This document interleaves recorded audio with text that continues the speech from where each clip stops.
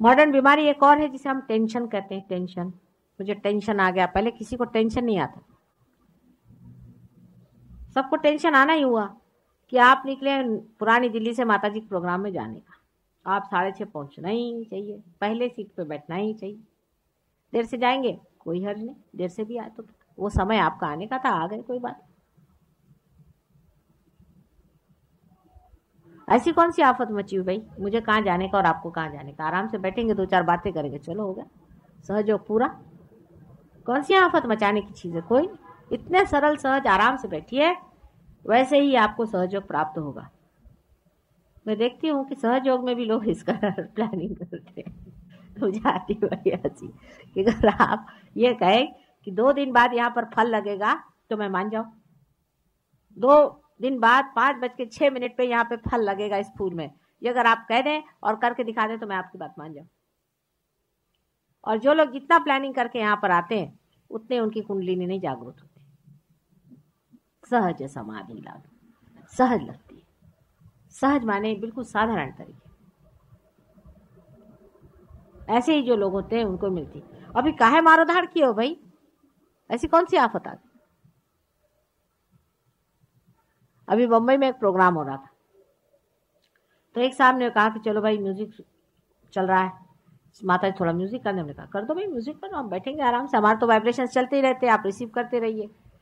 तो उन्होंने जरा सा लंबा चौड़ा कर दिया जरा म्यूजिक, तो लोग जरा कहने लगे आप जल्दी खत्म करो जल्दी खत्म करो। तो मैंने कहा भाई क्या आपको मेरा लेक्चर सुनने का है। कहा मेरी तो आज तबीयत नहीं लेक्चर देने की, अपन तो तबीयत से चलते टेम्परामेंटल आदमी। तो भाई आज तो कोई तबीयत हो नहीं रही, जरा म्यूजिक ही सुनने दो और तुम भी सुनो मेरे साथ।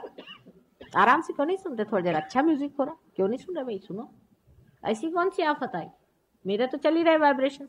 मैं चाहे भाषण दूं चाहे नहीं दूं, वो तो चल ही रहे, हर समय कार्यान्वित है, एक क्षण भी नहीं रुकता। अभी लेक्चर में क्या रखा हुआ मेरी समझ नहीं आता। तब शांति से बैठे, मैंने कहा अच्छा वाला म्यूजिक चल रहा है, बीच में आप क्यों चिल्ला रहे। हम लोगों को आदतें पड़ गई हैं, याद तो छूटती नहीं। आराम से 5 मिनट बैठ करके हम लोग किसी से कभी बात नहीं करते।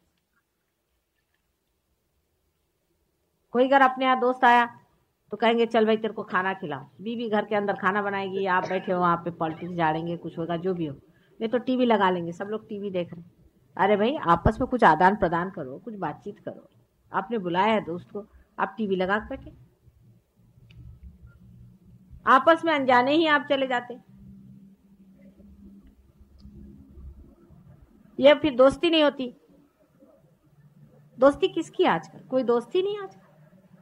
दोस्ती तो तब आती जब आपस में कोई मजा उठाया जाए, दोस्ती उसे कहते हैं। आजकल दोस्ती का मतलब है फिर बिजनेस आ गया, नहीं तो ताश खेलो, ताश खेले बैठ गए, तब तक भी ठीक है, फिर रुपया लगाया, काम खत्म। दोस्ती अगर खत्म करनी तो ताश में आप रुपया लगाइए।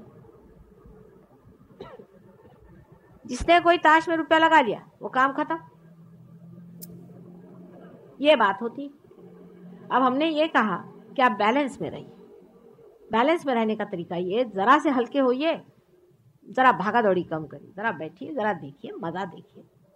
सवेरे सूरज उठता है, आकाश में देखिए कितने सुंदर रंग आते हैं, यूं ही चला जाता है वो काम। शाम को सूरज डूबता है, इतने सुंदर रंग उठते हैं, वैसे ही चला जाता है। कितने ही फूल खिलते हैं, कितने ही बाहर आती है, कितने ही रंग बदलते हैं, ऐसा ही सारा शाम चला जाता है। कितने ही लोग मिलते हैं, सबसे मिलते हैं और बगैर मिले ही वो लोग चले जाते हैं, बिल्कुल अजनबी, कभी जाना ही नहीं। कोई मरता है तो चलो भाई उसके लिए फूल बेच दिए, हो गया काम खत्म।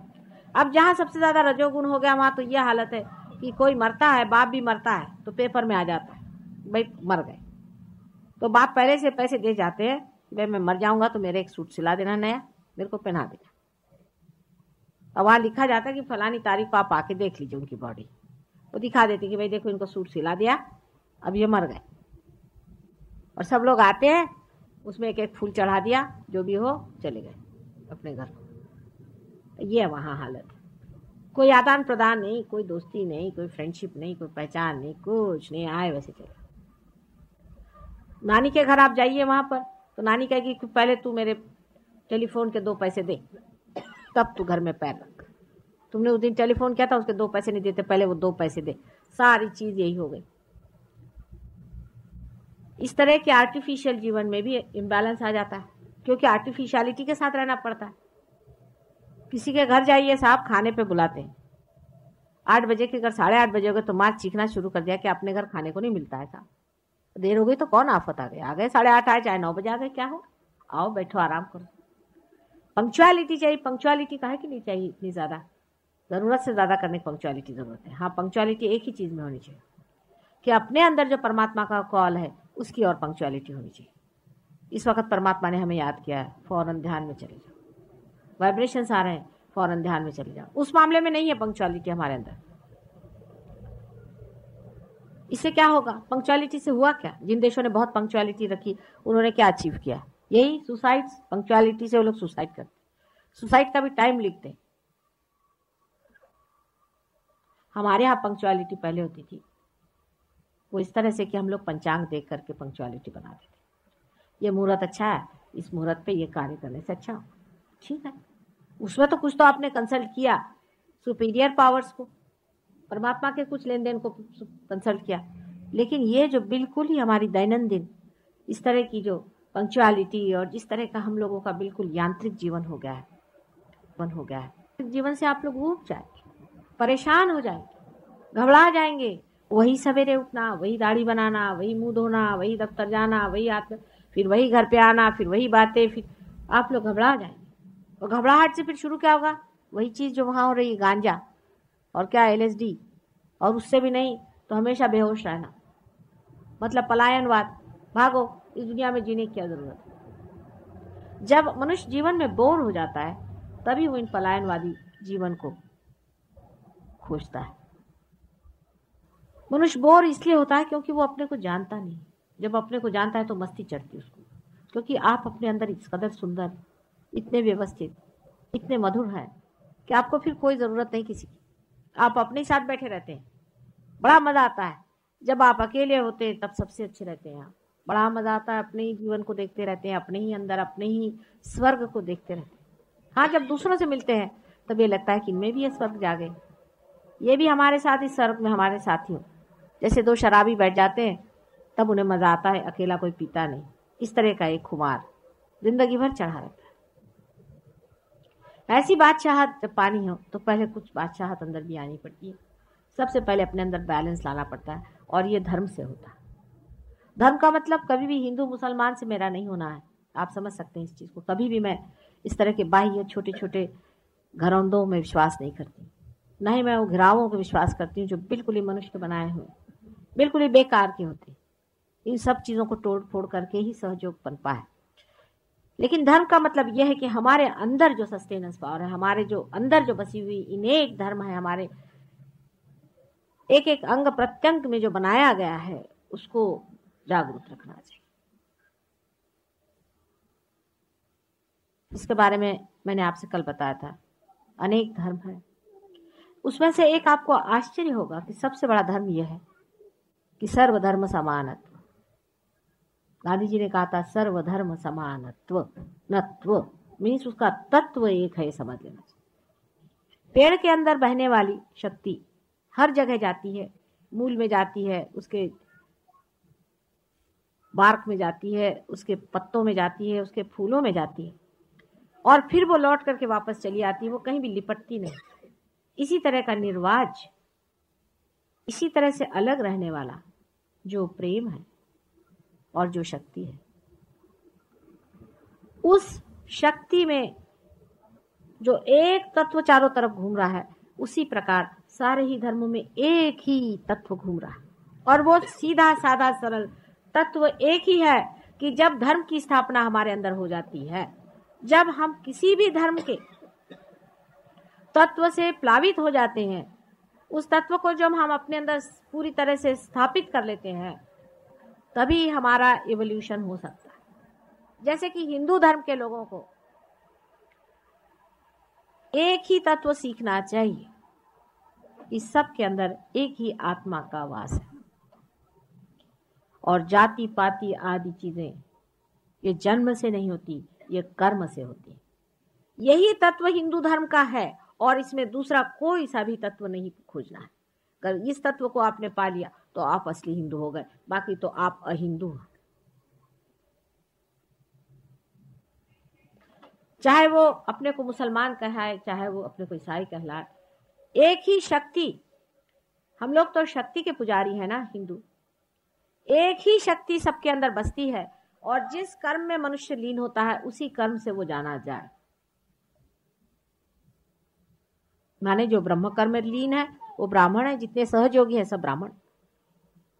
जो ब्रह्म में लीन होता है वो ब्राह्मण है।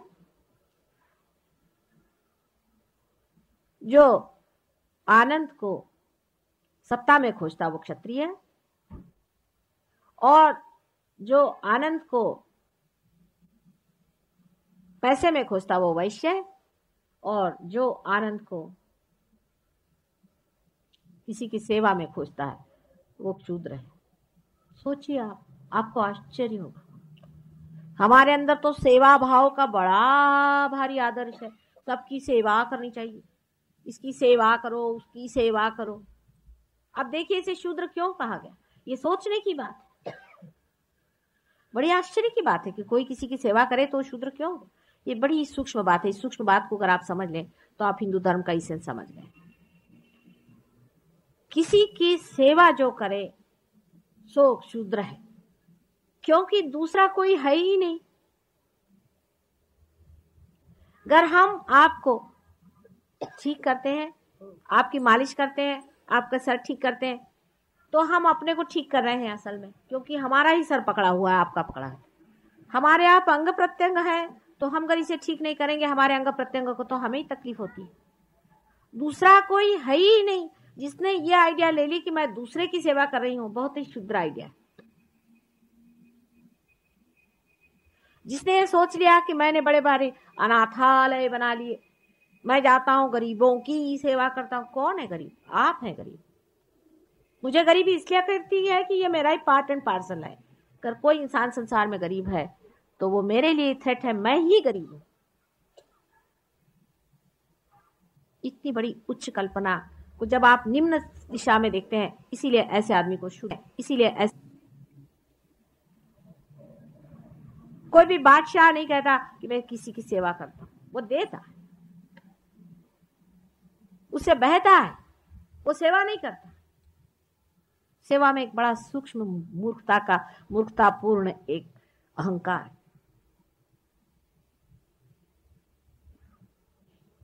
किस पे उपकार आप करने जा रहे हैं?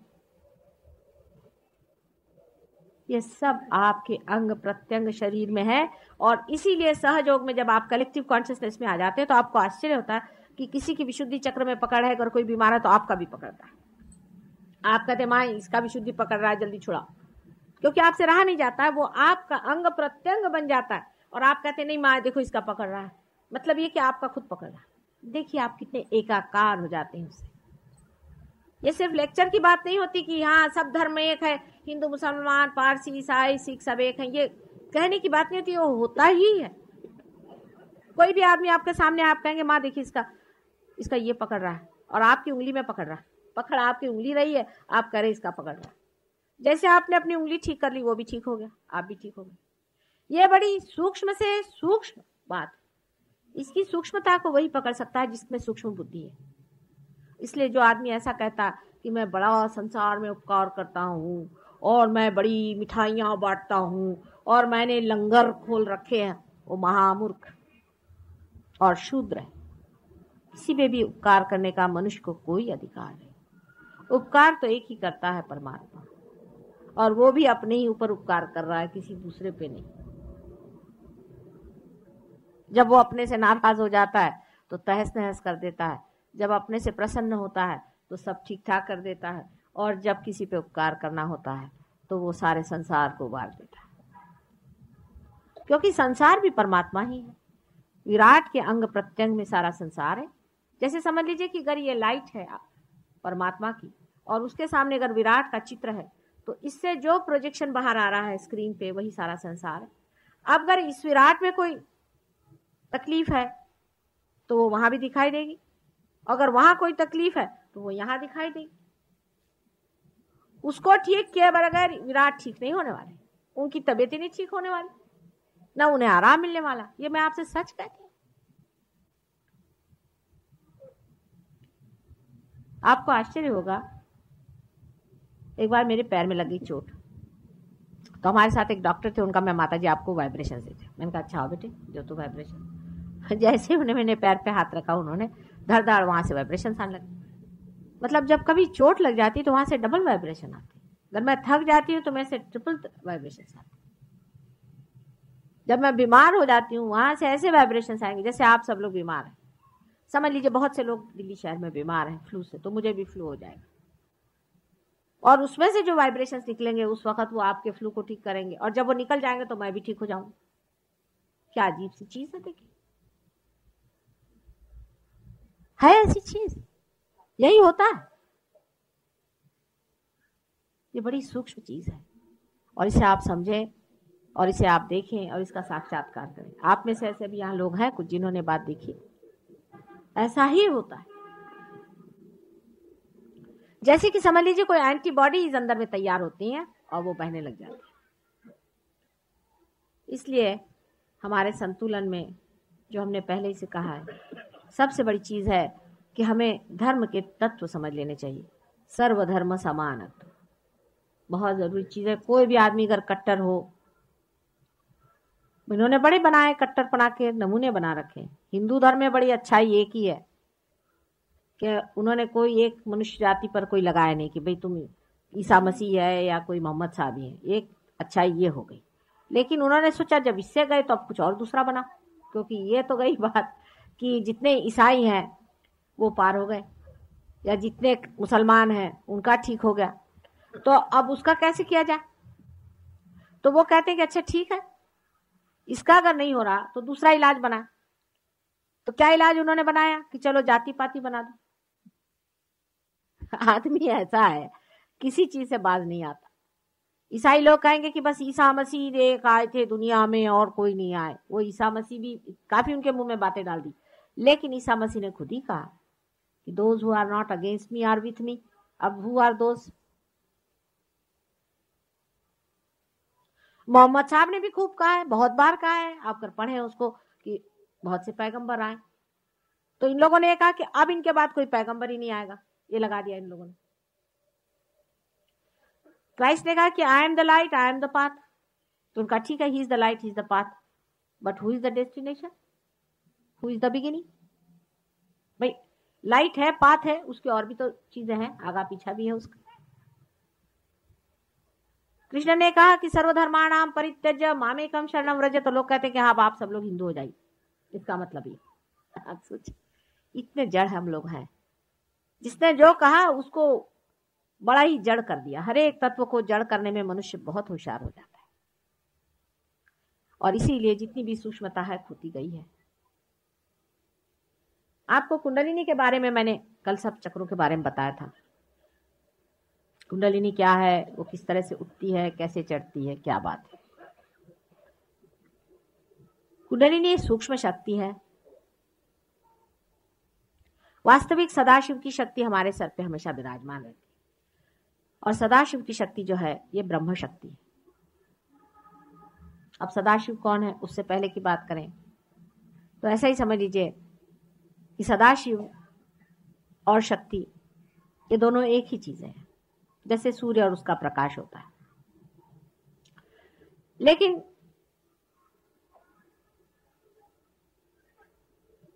क्रिएशन जब करने का हुआ, अनेक बार हुआ क्रिएशन, एक बार नहीं अनेक बार हुआ, तब सदाशिव और शक्ति अलग हट गए, दो अंग हो गए उसके। शक्ति ही कार्य करती है, सदाशिव जो हैं वो सिर्फ साक्षी स्वरूप देखते हैं शक्ति का कार्य।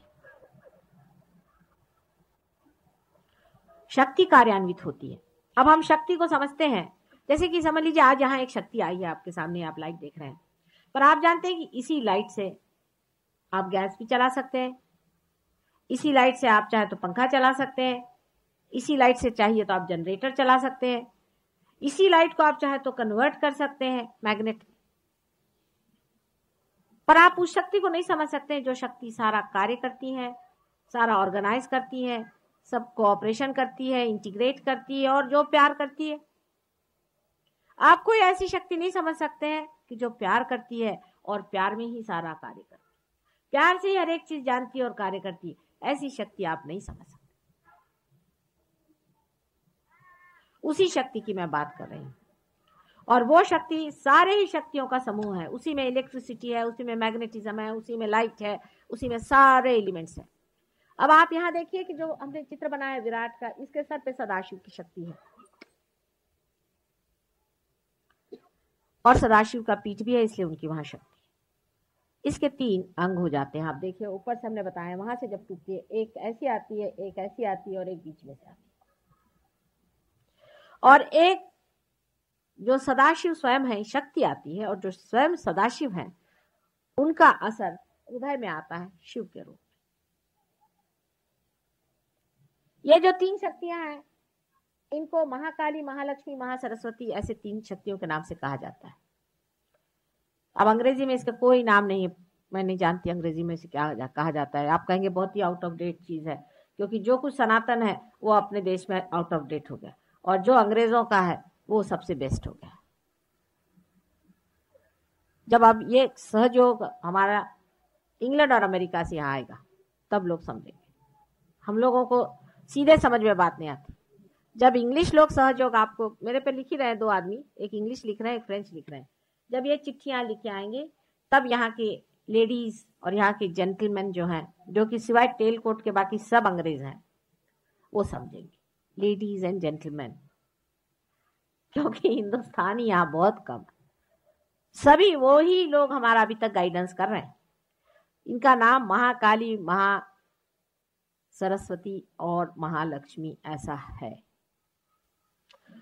लेकिन संस्कृत भाषा की विशेषता यह है कि एक एक अक्षर मंत्र है। देवनागरी लिपि में एक एक जो हम अक्षर, अक्षर जो अक्षर नहीं होता, जितना हमने अ आ इ जो कुछ है वो सारा ही इस कुंडलिनी में घूमने वाला शब्द है। वहां वो शब्द निकलता है। मनन में हम लोगों ने इन शब्दों को सीखा है और तब लिखा है। अंग्रेज लोग कहते हैं कि मगर जैसा बोलते हैं, ऐसा हमने एम सीखा। मगर फगर से हमारा कोई मतलब, इन्होंने जानवरों से भाषा सीखी, हमने मनुष्य के अंदर बहने वाली कुंडलिनी से भाषा सीखी है। जब कुंडलिनी ऐसे घूमती है तो आवाज वो करती है श स स। यहाँ पर नीचे में हर जगह उसके अलग अलग शब्द है। जैसे यहाँ हम शब्द, 2 शब्द आते होते हैं, वो जो हम जिसे ओम कहते हैं, जिसे हम ओम करके लिखते हैं, ओ जैसे जो लिखते हैं, जो आप जिसे लिपि में ओम लिखते हैं, वो यहाँ आप देख सकते हैं कि यहाँ पर ओम ही जैसा जब कुंडलिनी जागृत होती है तो यहाँ जब उस पर लाइट पड़ती है तो ये जो चक्र है यहाँ पर ओम ऐसा ही लिखा होता है जैसे आप लिखते हैं।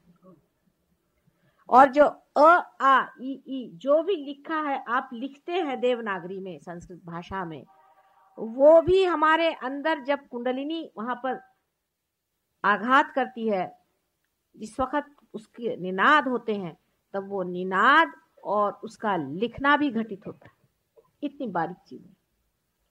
क्या आपकी संस्कृति है और कहाँ से आई है, जो सारी मननों से उतरी हुई है। कोई हम लोगों ने बाहर से सीखी हुई आर्टिफिशियल चीजें नहीं है। लेकिन संस्कृत भाषा तो हमारे यहाँ लोग पंडितों की, मूर्खों की और गधों की हो गई, जिनको कि उसका उच्चारण भी नहीं आता, जो उसके इसेंसेस को नहीं समझते। क्योंकि हम तो सब अंग्रेज हैं, शेली एंड कीट्स पढ़ते रहते हमेशा। ये भाषा हमारे अंदर उत्पन्न होती है और लिखित होती है। एक एक अक्षर में लिखने में अर्थ होता है। ओम कैसा बना, उस पर ओम कैसा बना चलिए आप किस तरह से ओम की रचना होती है, बिल्कुल ओम ही लिखा। मैं ऐसी उंगली घुमा रही हूं, आपका भी आज्ञा घूम रहा है। इतनी साइंटिफिक चीज है क्योंकि इसका संबंध रियलिटी से है। इससे बढ़ के और कौन सी चीज साइंटिफिक हो सकती है।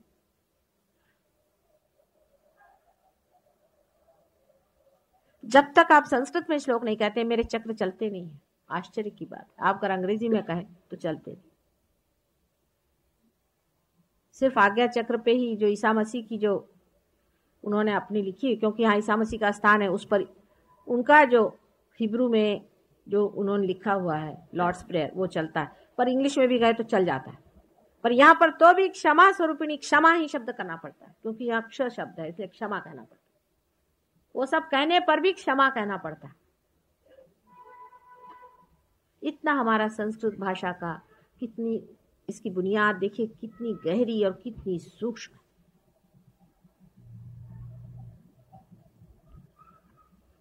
तो इस तीन चक्रों, तीन जो अपने मैंने बताया, महाकाली, महालक्ष्मी, महासरस्वती, ऐसी तीन शक्तियां हमारे अंदर में है। इनको ही ऐम रीम क्लीम ऐसे कहते हैं, क्योंकि इनका निनाद ऐम रीम क्लीम ऐसा होता है। रीम रा, रा ये एनर्जी का शब्द है। रा जैसे राधा, रा माने एनर्जी, धा माने धारने वाली, राधा, राम। कृष्ण, कृष्ण का अर्थ मैंने आपसे बताया था कृषि से आता है। अब कृ शब्द, कृष्ण कहते ही साथ विशुद्धि चक्र एकदम असर कर गया। कृष्ण ही शब्द कहना पड़ेगा, क्योंकि कृष्ण जो है ये बिल्कुल यहीं पे इसका संबंध है, विशुद्धि चक्र से ही संबंध है, तो कृष्ण ही उनका नाम हो सकता है। कितनी साइंटिफिक चीज है बताइए आप, और कितनी सूक्ष्म चीज है। लेकिन सहज योग हमारा प्रेम का मार्ग है, और प्रेम में इतनी गहराई नहीं देखने की जरूरत। एक ही अक्षर प्रेम का, पढ़े सो पंडित होए, यह हमारा सहज योग है। कोई जरूरत नहीं कि आप बड़े पंडित होइए, पढ़ी पढ़ी पंडित मूर्ख भाई, तो पंडितों से तो भगवान बचा रहे। जो पंडित यहाँ आए पढ़ लिख करके, उनसे तो भगवान बचाए। कहने लगे कि साहब हम तो सारा गुरु ग्रंथ साहब हमने रटा हुआ। हमने कहा अच्छा क्या रटा? वही जो आप कहते वही कहते। मैंने कहा क्या कहते? यही कि मन में ही खोजो। तो मैंने तुम तो रटा रखा है भाई, तुमने तो खोजा नहीं ना। खोजा, खोजना चाहिए। इसी प्रकार हो गया है कि मंत्र में अमंत्रम अक्षरम नास्ति, नास्ति मूलम अनौषधम, अयोग्यः पुरुषो नास्ति, योजकः तत्र दुर्लभः। वैसे तो हर एक चीज में मंत्र है, लेकिन मंत्र की योजना आनी चाहिए। तो कोई कोई भूत लोग यहाँ आए हुए हैं, राक्षस लोग, वो ऐम रीम क्लीम का आपको मंत्र दे देंगे। ऐम बोलो, ऐम बोलो, क्लीम बोलोगे, रीम। पूछो भाई ये क्या होता है? कुछ नहीं बता पाए। अच्छा बता भी दिया, समझ लो, कहीं पढ़ा बड़ा होगा। अब आपके चक्र कौन सा पकड़ा है? आपको ऐम रीम क्लीम का उन्होंने मंत्र दे दिया। कोई मंत्र विद्या का बड़ा भारी शास्त्र है कि कौन सा आपका चक्र पकड़ा हुआ है। अगर आपकी लेफ्ट साइड पकड़ी हुई है तो आपको लेफ्ट साइड का मंत्र देना चाहिए। आपकी राइट साइड पकड़ी हुई तो राइट साइड का देना चाहिए। आपका अगर बीच का पकड़ा है तो बीच की देनी चाहिए। अब ये जो तीन आपको यहां पर दिखाई दे रहे हैं, उसमें से लेफ्ट साइड में महाकाली का स्थान है। यह हमारे तमोगुण को पालती, तमोगुण हमारे अंदर जमता है। इसे और चंद्र नाड़ी भी कहते हैं। अब देखिए कि पृथ्वी की रचना भगवती ने कैसे की। पहले सूर्य से कुछ हिस्सा भगवती ने निकाल लिया, उसके बाद उस हिस्से को बहुत दूर ले गई, सूर्य से बहुत दूर ले गई, जिससे वो एकदम ठंडा हो गया, बर्फ के जैसे। फिर उसको धीरे धीरे सूर्य के पास लाए, उससे वो पिघलने लग गया, उसमें पानी का प्रवाह शुरू हो गया। उसके बाद उसे फिर से वो जरा दूर ले गई, फिर नजदीक लाके ऐसा एडजस्ट कर दिया कि जिससे वहां सृष्टि हो सके, जिससे वहां जीव धारणा हो सके। ये सारा ब्रह्मांड जो है स्पाइरल में मूव करता है, स्पाइरल। मैं आपसे बता रही हूँ, आप शायद हो सकता है 100 साल बाद लोग कहेंगे। बहुत सी बातें जो अभी अभी हमने कही थी वो भी अब लोग कहने लग गए। तो स्पाइरल में मूव करता है। उस स्पाइरल के बराबर, उससे स्पाइरल के मूवमेंट से ये होता है कि कभी सूर्य की तरफ ज्यादा होता है, कभी चंद्र की तरफ ज्यादा होता है। इस तरह से एडजस्टमेंट करते चलता है स्पाइरल में। तो सूर्य नाड़ी और चंद्र नाड़ी हमारे अंदर दो नाड़ियां हैं। राइट साइड में जो नाड़ी है उसे सूर्य नाड़ी कहते हैं, और चंद्र नाड़ी को जो कि हमारे अंदर बसती है मनुष्य के अंदर, इसे चंद्र नाड़ी को ईड़ा नाड़ी कहते हैं। इसमें भी बड़े घोटाले हैं, मैं देखती हूँ, इतना कंफ्यूजन है, इतना कंफ्यूजन। और राइट साइड में जो नाड़ी है उसे पिंगला नाड़ी कहते हैं। राइट साइड की नाड़ी जो है सूर्य नाड़ी है, लेफ्ट साइड की नाड़ी चंद्र नाड़ी। इन दोनों का जब संतुलन आप साधते हैं तब आप बीचों बीच आ जाते हैं। एक एक्सट्रीम में कोई गए तो पेंडुलम जैसे एक जगह गए तो दूसरी जगह फिर जाना शुरू होता है। जैसे कि मैंने बताया था जहाँ रजोगुण बहुत ज्यादा हो गया है प्रदेशों में, तो उन्होंने तमोगुण में आने की शुरुआत करी। माने जो बहुत ज्यादा बढ़ गए तो उसके बाद सुसाइड शुरू हो गए, तमोगुण में आना, और नहीं तो शराब पीना और फिर गांजा और इस तरह की चीजें जिससे बैलेंस आ जाए। उसका एक पेंडुलम इधर गया तो उधर से उधर दौड़े, उधर से उधर दौड़े, बीचों बीच सत्वगुण है, बिल्कुल मध्य में। देख रहे हैं ना आप, एकदम मध्य में। और उसके बीच में गैप है, आप देखिए कि गैप है, यही वॉइड है, इसे वॉइड कहते हैं। ज़ेन सिस्टम में आप अगर ज़ेन पढ़े तो पूरा सहयोग है, ज़ेन भी। कबीर पढ़े तो पूरा सहयोग है, नानक पढ़े तो पूरा सहयोग है, कृष्ण पढ़िए तो पूरा सहयोग है, राम पढ़िए तो पूरा सहयोग है, क्राइस्ट पढ़िए तो पूरा सहयोग है, कुरान पढ़े तो पूरा सहयोग है। सब सहज ही योग है। कहने का ढंग शायद अलग हो जाए पर मजा आएगा वही। ये जो बीच का वॉइड है यही भवसागर है, और इसमें उठने के लिए कोई सीढ़ी नहीं है। समझ लीजिए कि दो ऐसी सीढ़ियां लगी हुई हैं, लेकिन बीच वाली सीढ़ी आधी लटक रही, और उस पे चढ़ने का जो मार्ग है वो है कुंडलिनी, जो नीचे में है। नीचे में जो कुंडलिनी, इस कुंडलिनी को, इस ब्रिज को, इस गैप को भरना पड़ता है। यही कार्य दिखने में बहुत सीधा सरल, कोई बहुत दूर नहीं। अब ये कुंडलिनी आपकी माँ है, जन्म जन्म आपके साथ पैदा हुई, आप ही में स्थित रहती है। मृत्यु के बाद भी जीवात्मा के साथ ऊपर में आत्मा और कुंडलिनी दोनों साथ ही साथ उसके साथ भटकते रहते हैं। ये हर समय आपके अंदर स्थित रहती है, और यही आपके पास्ट और सबकॉन्शियस का पूरा जोखा है। कुंडलिनी जो है ये गौरी है, यानी ये महाकाली का एक पार्ट है। देखिए आप, महाकाली का एक पार्ट है। बीज की शक्ति जिसे हम सृजनात्मक शक्ति, उत्क्रांति की शक्ति कहते हैं, या जिसे हम एवोल्यूशनरी शक्ति कहते हैं, या जिसे महालक्ष्मी की शक्ति कहते हैं, वो ये शक्ति नहीं है। ये आपके सबकॉन्शियस की शक्ति, जो आज तक आपका पास्ट हो, आपके कर्म हुए, आपका ये हुआ, वो समझ लेना चाहिए इस चीज को। तो कुंडलिनी वो चीज है, उसका हिस्सा है। जो वॉइड है, वॉइड के अंदर में सरस्वती का कार्य है, क्योंकि मैंने आपसे बताया था कि बीच के जो नाभि चक्र है उसमें से एक कमल का डेंट निकल करके उसमें बैठा हुआ ब्रह्मदेव सारी चीज रचनात्मक कार्य करते रहता है। इसलिए इस वॉइड के अंदर में रचनात्मक कार्य की शक्ति है, आप जानते हैं है। यह रचनात्मक कार्य 5 एलिमेंट्स से आता है। आप जानते हैं 5 एलिमेंट्स के बारे में। उसी से मन भी तैयार होता है, मन भी उसी का एक हिस्सा है।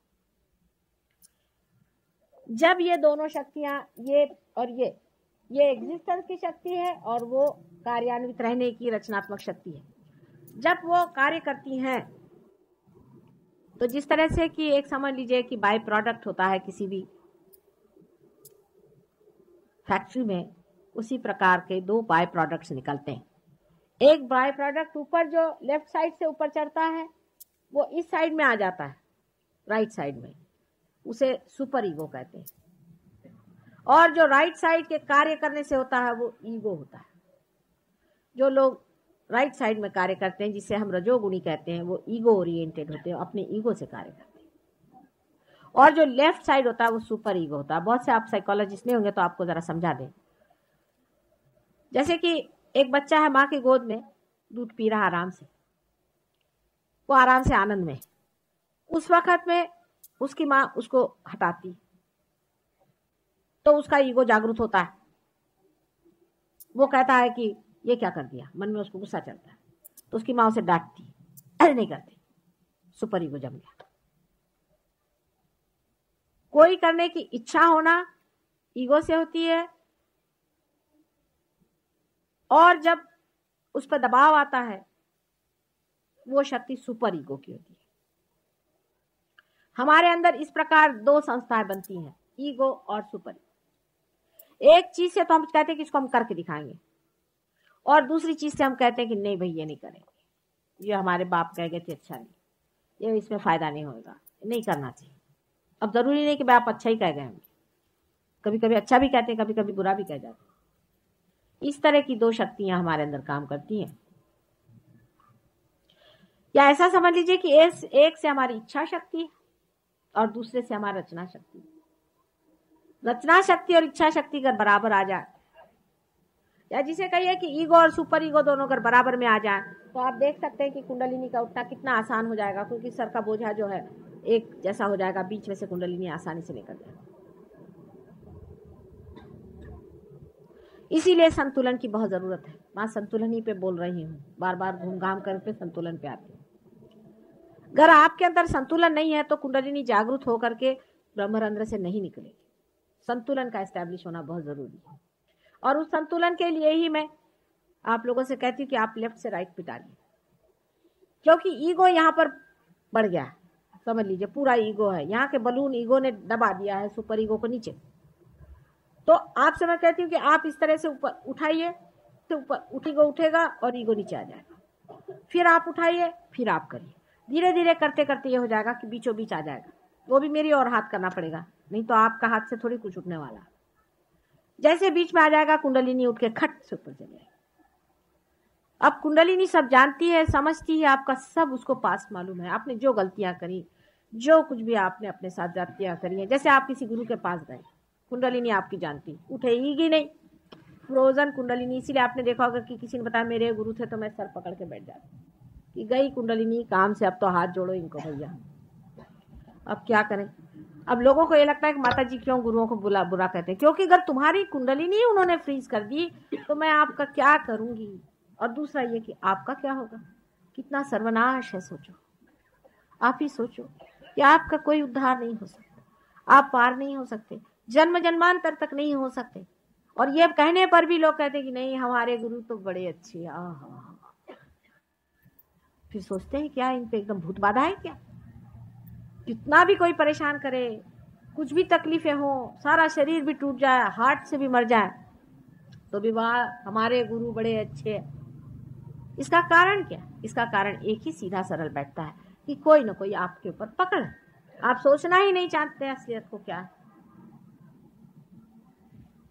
अब ईगो किसी आदमी का बहुत जबरदस्त बड़ा होता है। अब उसके अनेक तरीके हैं, आपसे मैंने पहले ही बताया। ईगो की बीमारी ऐसी होती है कि वो बीमारी पता ही नहीं चलती। अगर आपका तमोगुण ज्यादा हो, सुपर ईगो ज्यादा हो, तो आदमी के बदन में, उसका बदन टूटेगा, वो कहेगा माँ मुझे यहाँ दुखता है, मेरे पैर पकड़ गए, मैं जकड़ गया हूँ, पता नहीं कोई तो भी मेरे गर्दन में बैठ गया है, उसको पता चलता है। पर ईगो तो अपने को अपने ऊपर बिठाया होता है, तो वो तो घोड़े पे चलता है। वो तो उसके पास आप जाइए तो मेरे को लेक्चर देना शुरू करता है। मैंने कहा अच्छा भैया, अभी गई थी मैं कोई मिनिस्टरों के पास में, उन्होंने मेरे को लेक्चर देना शुरू कर दिया।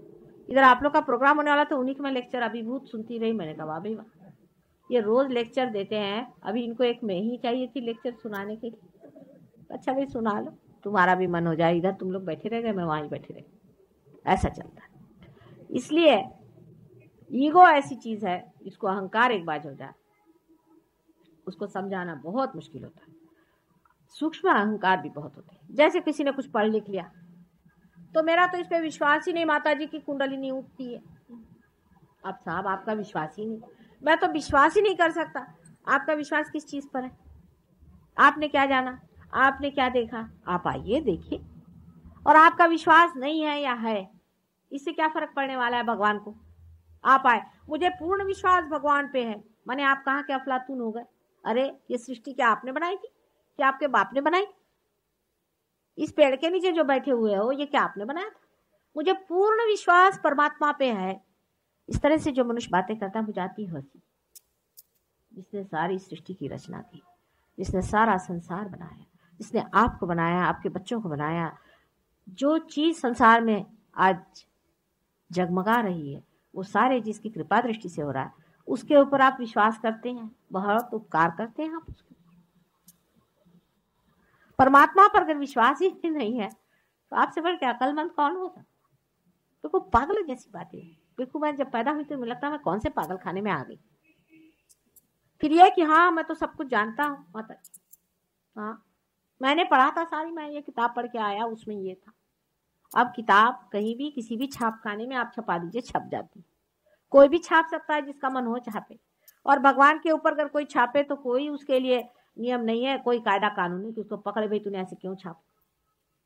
अगर कोई कहे भगवान का यह हाल है तो हाँ भाई है, वो कहे कि भगवान का वो हाल है तो है। उसका कोई ऐसा कहीं कायदा है, कोई कानून है जहां आदमी हाथ पकड़े कि खबरदार भगवान पे बोलने वाले तुम कौन होते। हिटलर से लेकर के नेपोलियन से लेकर के सब ने भगवान पे लेक्चर जाने, किसी ने छोड़े थोड़ी। सब अपने को सोचते हैं उनको अधिकार भगवान पे लेक्चर देने का। इनसे पूछिए कि तुमको क्या मालूम है भगवान के बारे में बेटे, क्यों बोलते। वाह मैंने इतनी किताबें लिख डाली, मैंने फलाना पढ़ डाला, दिखाना मैंने अमेरिका गया था वहां मैंने इतने लेक्चर दिए, मैंने इसके इतने लेक्चर पढ़ डाले। एक एक एक एक इस तरह से एक तरह का बड़ा सूक्ष्म एग्रेशन है, आप इसको समझ नहीं पाते कि मनुष्य के इंटेलेक्ट पर एक एग्रेशन, बड़ा भारी एग्रेशन है। ये आपको मेंटल फीड्स देते हैं, भगवान की बातें करने लगे, बातें आप सुन रहे हैं, बड़े अच्छे बोलते हैं साहब। वो एक साहब है, क्या भाषण देते हैं, बस सुनते ही रहिए, पता ही नहीं चलता टाइम का, अच्छा मनोरंजन हो रहा है। भगवान पे बोलने का हर एक को अधिकार नहीं, गीता पे बोलने का तो किसी को भी अधिकार नहीं। गीता के लेक्चर होते हैं माता जी, मैं बस गीता के लेक्चर में जरा जाता हूँ और आपका आज्ञा चक्र पकड़ा पड़ा है, गीता के लेक्चर में नहीं जाऊं। बेटा जो तुमको गीता समझा रहा है वो क्या पार है? पार हुए बगैर आपको धर्म में बोलने का या गीता पे बोलने का कोई भी अधिकार नहीं। जो मनुष्य पार हुए बगैर कोई सा भी लेक्चर देता है वो ऐसा ही है जैसा एक अंधा आदमी आपको रास्ता बताए। लेकिन धर्म में अंधा कौन है, देखता कौन है, ये जानने का भी कोई मार्ग ही नहीं।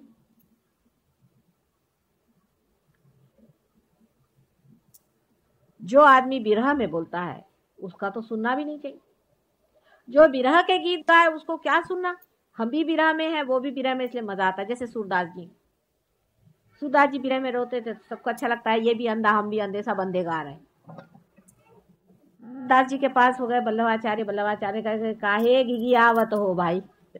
जो आदमी मिलन में बैठता है उसको समझ में नहीं आता विरह की बात क्यों गा रहे। हमको अच्छा लगता है ऐसा भजन कि भगवान कब मिलोगे तुम। किसी किसी को ऐसा बेकार का झूठा नाटक भी अच्छा लगता है कि बड़े विरहावस्था में सब देवदास बने बैठे, देवदास काटे घास। मैं कहती मेरी समझ में नहीं आते, इतनी कविता रुदन की और इतना विरह, हे भगवान इनको कब बुद्धि आएगी। विरह का मजा बड़ा आता है आदमी, उस पे काव्य होते हैं, लेकिन जो मिला हुआ है, जो मिलन में बैठा है, वो विरह के गीत कैसे गाएगा। एक सीधा हिसाब होता है, जो मिलन में बैठा है विरह की बात कैसे करेगा। वो तो कहा कि I am the light, I am the path. वो कहेगा कि सर्वधर्माणाम परित्यज्य मामेकम शरणम व्रज, उसके अंदर अथॉरिटी होगी। वो किसी के बाप से डरने वाला नहीं, किसी के सामने घिघियाने वाला नहीं। आना हो तो आओ, नहीं तो जाओ, उसकी पहचान होती। कबीर है, उसका सबने मजाक बनाया, सदुक्कड़ी भाषा करते हैं। हमारे यहाँ हिंदी भाषी लोग उसका बड़ा मजाक बनाते हैं। उसके पांव के धूल के बराबर भी इनमें से कोई हो तो मुझे दिखा दीजिए। मार्कंडेय जी के पीछे में पड़ गए, उन्होंने ये दोष है, उनके वांग्मय में ये दोष है, तो इनके लिए उमर खय्याम बहुत अच्छी, क्योंकि वो पिनक में अपने लिखते रहते। ये लोग सब पिनक में ही लिखते हैं। अधिकतर गजलें जो है मेरे ख्याल से पिनक में लिखी गई। मुझे तो घिन चढ़ जाती जिस तरह से लोग रोने लग जाते गजलों में बैठकर। बिल्कुल मदकची लोगों की बातें हैं। ये सब तमोगुण के लक्षण है। हर समय विरह गाना, रोते रहना, विरह की बात करना। मिलन की बात करो, मिलन में आओ। और जब समय आ गया तो हमें विश्वास ही नहीं कि मिलन हो सकता, तो रोते बैठे। पहले कहेंगे आओ आओ आओ, जब आके खड़े हुए तो करे हमें विश्वास ही नहीं होता कि हो सकता है। ये दुनिया है, इसे किया क्या जाए। अरे पहले बुलाया क्यों? जब बुलाया, जब आ गए तो बोलते कि अब हमें विश्वास नहीं होता कि आप आ गए करके। अभी हमें रोने दीजिए, अभी रोने से फुर्सत नहीं उनको। जब इनका रोना खत्म हो तब तक यहाँ से पसार भी हो जाएंगे। घंटों बजाते रहेंगे और पुकारते रहेंगे कि प्रभु तुम आओ, प्रभु तुम आओ, दर्शन दो, दर्शन दो, हमको दर्शन दो। और दर्शन लेके करने का क्या? कुछ बनना चाहिए, होना चाहिए, घटित होना चाहिए। ये तो होने की बात है, बिकमिंग की बात है, हवाई बातें नहीं। लेकिन मनुष्य बड़ा संतोष में रहता है क्योंकि सुपरफिशियल है ना, उसको इसी में संतोष रहता है कि कोई रिझाए रखे। बैठे अपने भजन गा रहे हैं, घंटों गा रहे हैं, घट ही खोजो भाई, घट ही खोजो भाई, घट ही खोजो भाई। खोजने वाले कौन है? किसको लेक्चर दे रहे भाई? वो तो उन्होंने बताया कि जो खोज चुके थे। अब तुम किसको लेक्चर दे रहे? वो तो तुमको बताया था कि तुम घट को खोजो। तुमसे कहा था कि सरदर्द की ये दवा ले लेना, तो तुम उसका प्रिस्क्रिप्शन है रट रहे हो सुबह शाम तक। इसे क्या लाभ होने वाला?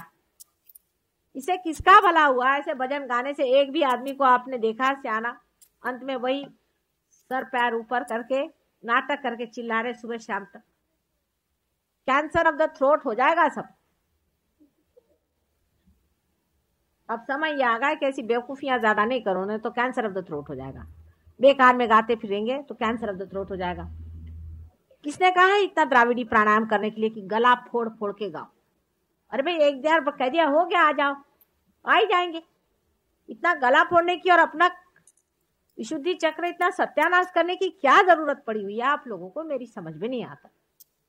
कितने लोग यहाँ पर आए, माता जी हम ये मंत्र कहते थे कितने बार, रोज का कम से कम हो जाता था 108 बार। भाई किसने कहा 108 बार कहने के लिए? एक बार कह दिया बहुत हाथ जोड़ के, श्री राम तुम्हारे शरणागत हैं, बस हो।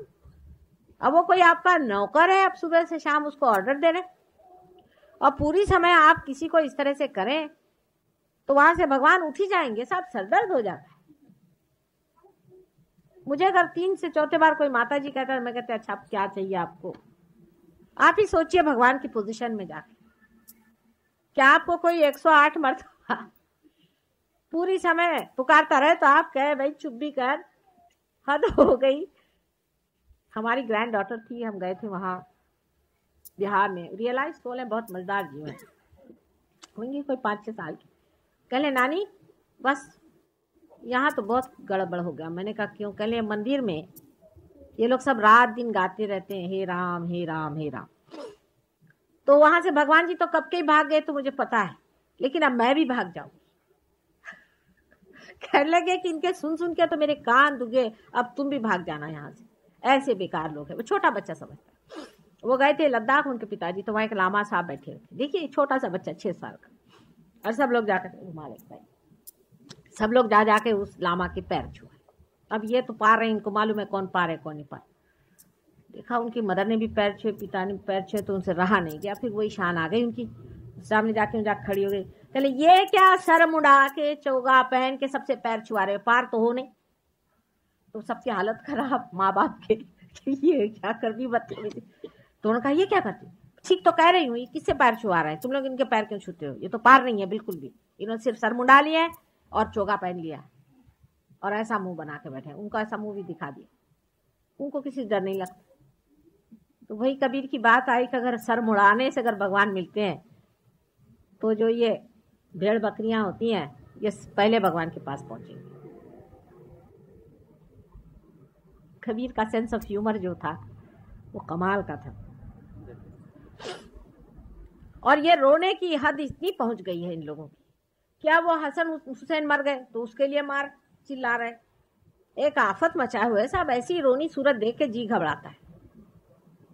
कोई आने वाला हो भगवान तो वो भी भाग जाए कि ये कहा रोने पीटने वाले लोग। इतना तो जानवर लोग भी नहीं रोते भाई, कोई नहीं रोता इतना। ये तो मनुष्य का एक अजीब तरीका है कि रोने लगे तो सबके सब मिलके रोने लगे। अच्छा वो हुआ, उससे भी जब चैन नहीं आया तो जिस दिन भगवान का जन्म होएगा उसी दिन उपवास करें। इससे बढ़ के और किसी का क्या अपमान होएगा? आप समझे आपके घर में कोई आदमी आए, कहले भाई मैं तो आज खाना नहीं खा रहा, वो कहेगा भाई मैं जा रहा अपने घर।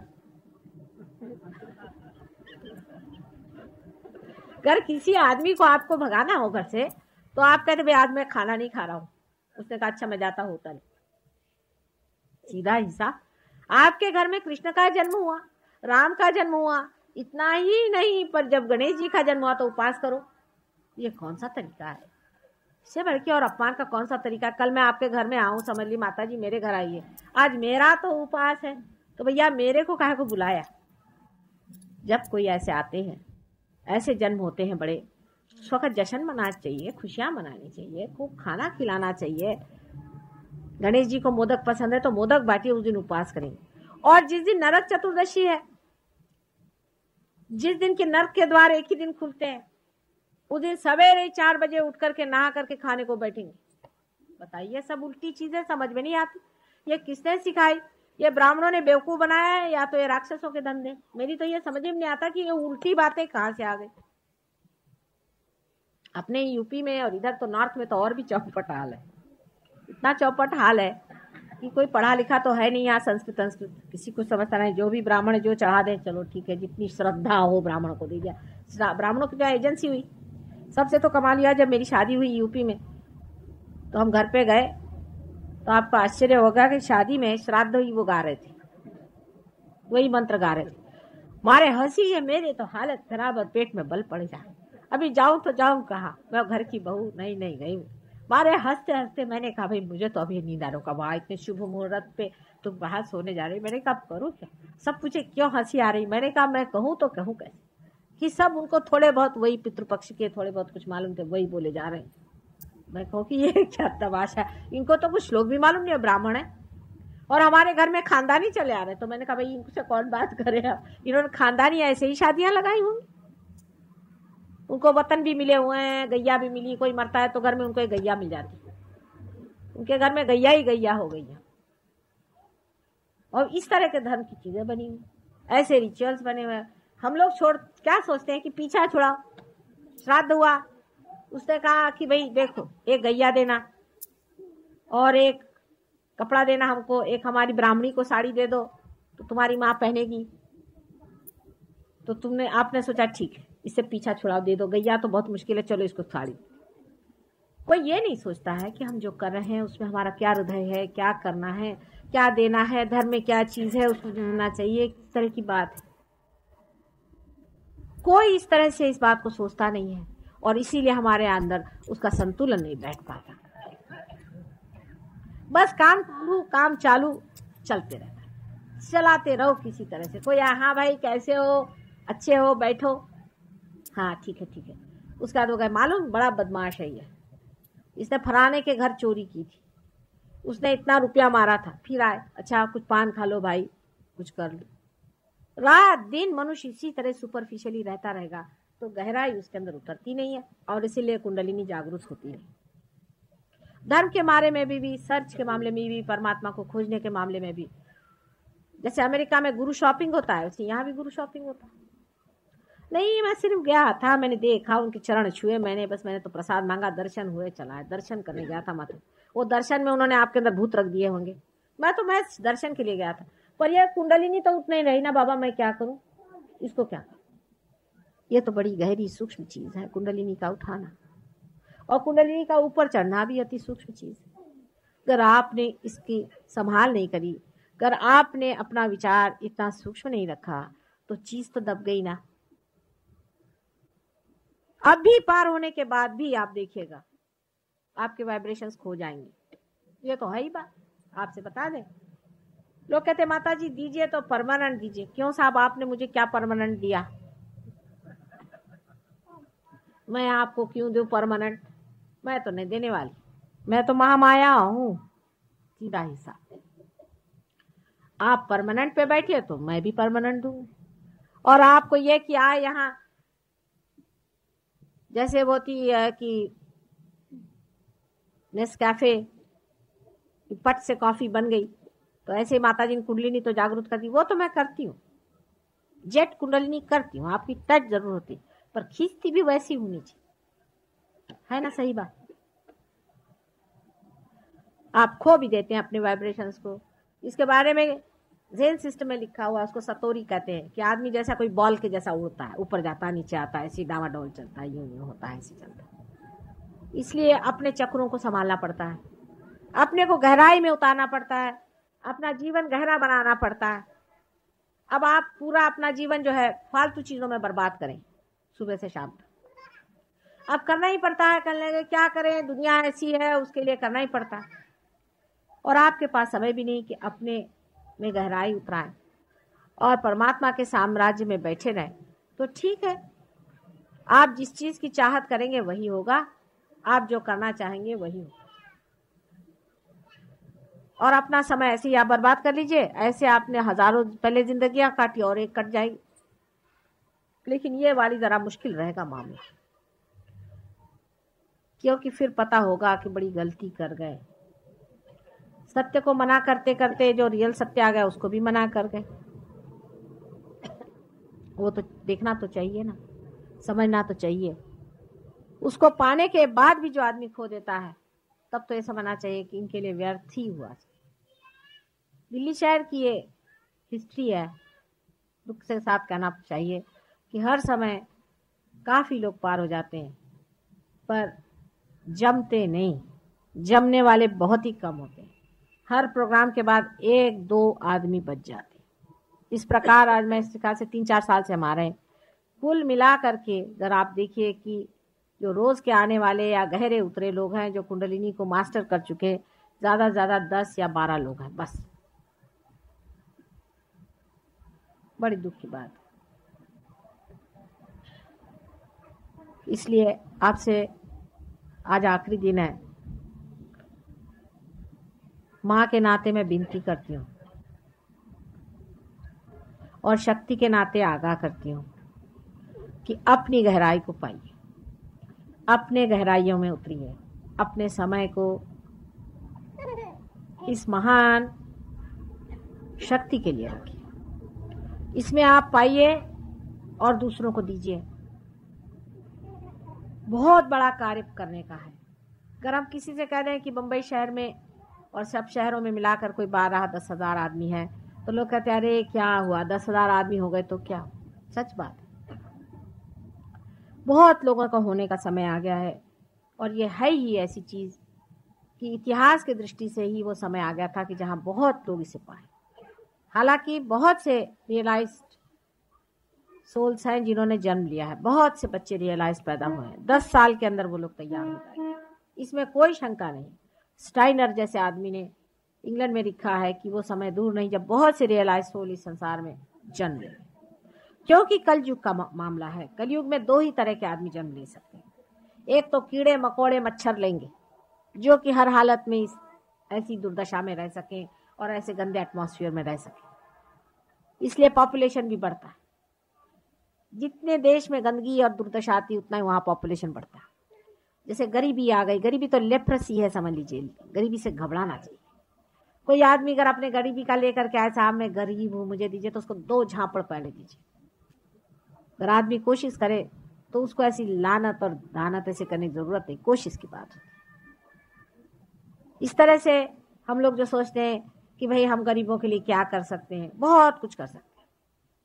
किसी आदमी को आप गरीब देखें तो उसकी आप मदद करें, उसको ऊपर उठाने की कोशिश करें। हर एक गरीब आदमी को उठाने की कोशिश करें, आपका कर्तव्य होता है। जिस तरह से भी हो सकते उसकी मदद करें, उसे बताएं किस तरह से वो अपना जीवन निर्वाह करे। बहुत ज्यादा पैसे की जरूरत नहीं, जैसे ज्यादा पैसा हो गया उसके पैर निकले। जो आदमी शराब पीने लग गया उसको कहना आप तेरे को पैसा ज्यादा करने की जरूरत नहीं, बस। जिसने सिगरेट पी उससे भी कह सकते हैं कि बस काफी है तेरे लिए। जिसने बीड़ी पी उससे कहना अब काफी है, अब तो गरीब नहीं। फिर जो जुआ खेलता है वो तो कभी भी गरीब नहीं। इतना हो कि उसका खाना पीना चले और उसे में कोई विषय वासना नहीं आए। सो ऐसे जगह ही कीड़े मकोड़े पैदा होते हैं और इसीलिए पॉपुलेशन बढ़ता है। जैसे ही वातावरण अच्छा हो जाता है, आप जानते हैं कि जहां बुरादा होता है, जहां गंदगी होती है, वहीं मच्छर पनपते हैं। जैसे सफाई हो जाती है, वहां 1 ही 2 फूल खिल सकते हैं। इसलिए बहुत जरूरी है कि हम लोग इस वातावरण को शुद्ध करें। और इस वातावरण को शुद्ध करने के लिए जरूरी है कि आप लोग इस शक्ति का वहन करें। पहली मर्तबा अब मानव अपने व्यक्तित्व से या अपने शक्ति से ये जो 5 तत्व है उसमें शक्ति डाल सकता है। इसके बहुत सारे एक्सपेरिमेंट्स किए हैं हमारे कुछ साइंटिस्ट, उन लोगों ने बताया किस तरह से हम शक्ति दे सकते हैं इन 5 तत्वों, किस तरह से हम हमारी खेती बढ़ा सकते हैं। ये लोग एग्रीकल्चरल यूनिवर्सिटी राहुरी में बड़े बड़े साइंटिस्ट हैं, आप उनको चिट्ठी लिख के पूछ सकते हैं। उन लोगों ने जब वाइब्रेटेड पानी दिया तो 2/3 2/3 उनका क्रॉप ज्यादा आया और बड़े आए सब, और बड़े आए। और हमने तो वहाँ की जो चीजें देखी इतने आश्चर्य लगा हमें कि कुछ फल ऐसे कि ऐसे तो फल कभी हमने देखे नहीं थे, उसके रंग और उसकी टेस्ट और उसका आकार प्रकार एक अजीब तरह की चीज। इन्हीं चैतन्य की लहरियों से आप लोगों की बीमारियां मुफ्त में ठीक कर सकते हैं। सो आधा प्रश्न आपका ठीक हो गया, हेल्थ मिनिस्ट्री बंद करा सकते हैं आप, पैसा बचा। डॉक्टरों के जेब आप जरा कुछ कम भरेंगे, डॉक्टर लोग इसी से मुझसे घबराते हैं इस टाइम बुलाया नहीं उन्होंने मुझे, लेकिन इससे सब बीमारियां थोड़ी सहयोग से ठीक होने वाली। लेकिन दुनिया बीमार रहे ऐसी तो इच्छा कोई भी डॉक्टर नहीं करता होगा। मुफ्त में अब जो लोग हमारे सहयोग में आते हैं, अधिकतर लोग वो डॉक्टरों के पैर नहीं जाते, दवाइयों के खर्चे कम हो गए, डॉक्टरों के खर्चे कम। सोने की नींद और नींद की गोलियां लेने की जरूरत नहीं, आप आराम से पढ़ के सोइए, बहुत सारी बीमारियां ठीक हो जाती हैं। कुछ नहीं होती, अधिकतर बीमारियां ठीक हो जाती हैं। आप में संतुलन आ जाता है, आप आनंद में आ जाते हैं। शराब, सिगरेट और जुआबाजी, औरतों के चक्कर सब टूट जाते हैं। हमारे यहाँ कुछ हिप्पी लोग आए, थोड़ी देर में देखा उनके पास बड़े अच्छे रेडियोग्राम्स, ये वो। मैंने कहा ये कहाँ से है? कहले अब तो हमारे पैसे ही पैसे बच रहे हैं। मैंने कहा कैसे? अब हम गांजा नहीं पीते, अब LSD नहीं पीते, उसमें तो बहुत पैसा लगता है, अब शराब नहीं पीते, अब तो हम कहीं कैबरे में भी नहीं जाते, हम कहीं डांस में नहीं जाते, इसी में मजा आता। तो सब इंडियन रिकॉर्ड्स ले लेकर के बजाते रहते। अब आप सोचिए, और घर में उनकी शोभा आ गई, रौनक आ गई, सब आनंद से सब लोग रह रहे। मियाँ बीबी के झगड़े टूट गए, दूसरों की बीवियों के साथ भागते नहीं, अपनी बीबी को प्यार करते हैं, और बीबी भी ठिकाने से आ गई, सब आराम हो गया, सुव्यवस्था हो गई, राम राज्य आ जा सकता है। उसमें खर्चे बड़े कम हो जाते हैं, एकदम खर्चे कम हो जाते हैं। मनुष्य मौके पर पहुंचता है, जो कुछ उसको खरीदना है वाइब्रेशन से देखता है। जो आदमी वाइब्रेशंस पे जीता है वो बहुत बड़ा संग्रह नहीं कर पाता, ज्यादा उसके पास चीज हो जाती तो बांटने शुरू कर देता है। संग्रह बहुत ज्यादा नहीं करता, उसको बांटने का मजा आता है, देने का मजा आता है। वो अपनी जो वर्च्यूज हैं, जो अपनी गुडनेस है, उसको एंजॉय करता है। वो अगर सच बोलता है तो उसका मजाक उठाता है। आपने बहुत से लोग देखे होंगे, वो कहते हैं आजकल ईमानदार लोगों का दुनिया में कोई ठिकाना नहीं। ये बिल्कुल बेवकूफी की बात है। आप ईमानदार हैं, यही तो मजे की चीज है। ये सब बेईमान है और आप ईमानदार हैं, ये बड़ी शान की चीज है, ये आपका गौरव है, आपका ताज है। उसके लिए आप कहते हैं कि ईमानदार की कोई दुनिया में पूछ नहीं, पूछ काहे को लगाने को चाहिए, इसकी क्या जरूरत है? अरे आप ईमानदार आदमी, दुनिया में लोग कहते हैं कि शास्त्री जी इतना ईमानदार थे कि मरे तो उन्होंने डेट्स अपने छोड़ गए। अब वो डेट्स छोड़ गए, यही उनका गुण हो गया। देखिए सारी दुनिया उन्हीं का इसी चीज को उनको गुण दे रही कि उन्होंने डेट्स छोड़ दी। अपने गुणों पर आदमी को आनंद आता है, अपने गुणों से वो प्लावित होता है। एक सती साध्वी स्त्री है, वो अपने सतीत्व और अपने पातिव्रत्य पे उसके आनंद में रहे, अपने गुणों का आनंद आता है, अपने मजे का आनंद आता है। फिर को आप कोई शराबी को देखते हैं कि शराब पी रहा है तो उस पर दया लगती कि भाई देखो मैं तो आराम से बैठा और ये कहाँ मरा जा रहा है। फिर ये नहीं लगता कि ये शराब पी रहा है और मैं तो बिल्कुल ही पुराने ढंग का हूं, मैं पी नहीं पाता। इंफीरियोरिटी कॉम्प्लेक्स की जगह आदमी को लगने लगता है कि ये आदमी बेचारा कहाँ से दयनीय दशा में आ गया। उल्टी दशा आ जाती, हंसी आने लगती है और बेवकूफी के पे आश्चर्य लगता है। जब ऐसी कोई बातें करता है आदमी तो उस पर लगता है कि सब कैसा बेवकूफ आदमी कैसी बातें करे। अभी भी लोग मुझसे कहते हैं माता जी यहाँ तो ऐसा है कि अगर आप शराब नहीं पियो तो आपकी कोई इज्जत नहीं करता। मैंने कहा सच्ची बात है, ऐसे तो कभी हो ही नहीं सकता, वास्तविक में ऐसा नहीं हो सकता। असल में वो आपसे इसलिए भिड़ते हैं कि उनको लगता है मेरी दुम कटी और इसकी क्यों नहीं कटी, इसीलिए आपके पीछे पड़ते हैं। लेकिन अगर आप ये उनको ज्यादा न जताएं कि हम शराब नहीं पीते हैं, पर उल्टी तरह से बातें करें, मतलब इसमें कृष्ण की डिप्लोमेसी करनी चाहिए कि ऐसे कहें कि भाई मैं तो आजकल इतना खुशहाल हूँ, बड़ा मजा आता है मुझे, घर में आराम से खाता पीता हूँ, बड़ा आजकल मुझे कोई तकलीफ नहीं। उनका क्यों भाई? मैंने कहा शराब छोड़ दी ना तो वो पैसा सब बच गया, कितना मज़ा आता है, बच्चों को लेकर घूमता हूँ, हाँ बड़े बड़े मज़े की ज़िंदगी। वो फिर सोचेगा अरे ये बात है, तब वो भी इधर आएगा। ये तरीके होते हैं, उससे आप दुनिया बदल सकते हैं। और इसी तरह से संसार में राम राज्य आ जाएगा। सत्ययुग तो शुरू हो ही गया, इसमें शंका ही नहीं है, क्योंकि सत्ययुग के ये असर आ रहे हैं। कोई भी बात छिपने वाली नहीं। कलेक्टर साहब ने एक छोटी सी बात कह दी, वो भी बाहर आ गई। कोई किसी की बात छिपने नहीं वाली, सब लोग सामने आ जाएंगे, सबका पता हो जाएगा कौन कहाँ है, क्या है, कितने गहराई में है, सब प्रकाशित हो जाएगा। अब वो दिन नहीं रहे कि आप कोई भी चीज छिपा के कर लें। एक आदमी दूसरों को खींचेगा, एक ईमानदार आदमी होगा, उसको लोग खींचना चाहेंगे तो वो खींच नहीं पाएगा, क्योंकि उसको समाज जनता उसकी मदद करेगी। ये सतयुग के लक्षण है और वो शुरू हो गए हैं। कोई भी आदमी बहुत ज्यादा दुष्ट हो वो भी चल नहीं पाएगा। सबका जिसे कहना चाहिए कॉस्मिक चेंज आ जाएगा, और आ ही रहा है। इसको आप लोगों को देखना चाहिए और सोचना चाहिए कि माँ ये कहती थी, सच बात है। और आप अपनी स्थिति बनाएं इसी चीज में, आप भी वहन करें इस शक्ति को और सारे संसार को दें। उसके लिए आपको रुपया पैसा खर्चा करना नहीं, आपको कुछ भी देने का नहीं है, सिर्फ ये कि आप अपना इंस्ट्रूमेंट जरा ठीक कर लें। इस इंस्ट्रूमेंट के लिए आपको ध्यान धारणा आदि कुछ कुछ करना पड़ता है। उसके लिए जो भी इन लोग प्रोग्राम करते हैं दिल्ली में, जैसी भी इनकी सहूलियत है, मैंने आपसे बताया है, उसका नंबर आप फिर से लिख लें कि क्या रंगा मेरा D288 पंडारा रोड। आप वहां पर खबर लें, आप सब लोग लिख लें D288 पंडारा रोड। वहां उनसे बातचीत करें एवरी फ्राइडे फ्रॉम 6 to 7। वहां से आप जब भी फोन करके वैसे भी पूछें, बताएंगे।